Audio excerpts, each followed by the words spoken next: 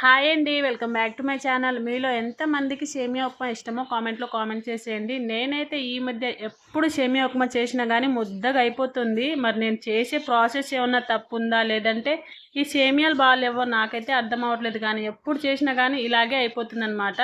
అంతకుముందు బాగానే వచ్చింది. మరి ఈ మధ్య అయితే ఎప్పుడు చేసినా కానీ ముద్దగా అయిపోతుంది. అందుకే నేను ఈ సేమియాలు ఎక్కడి నుంచి అయితే తీసుకొస్తానో ఆ ఆంటీని అడిగాను అనమాట. షాప్ ఆంటీ ఎప్పుడు కూడా అక్కడి నుంచే తీసుకొని వస్తారనమాట. ఆ ఆంటీ అయితే ఇలానే చెప్పారనమాట. ఫస్ట్ ఆయిల్లో ఫ్రై చేసేసుకోమ్మ సేమియాలని అయితే చెప్పారనమాట. నేనైతే ఈరోజు అలాగే ట్రై చేశాను. మరి ఎట్లా వస్తుందో ఏమో అనుకున్నాను. మళ్ళీ అలాగే ముద్దగా వస్తే ఇంకా ఇంట్లో వాళ్ళైతే ఎవ్వరు తినట్లేదనమాట. కానీ ఈరోజు అయితే పర్ఫెక్ట్గా వచ్చిందనమాట. చాలా అంటే చాలా బాగా వచ్చింది. ఇంకా సేమియాలు అయితే చూడండి ఎంత పొడిగా వచ్చాయో.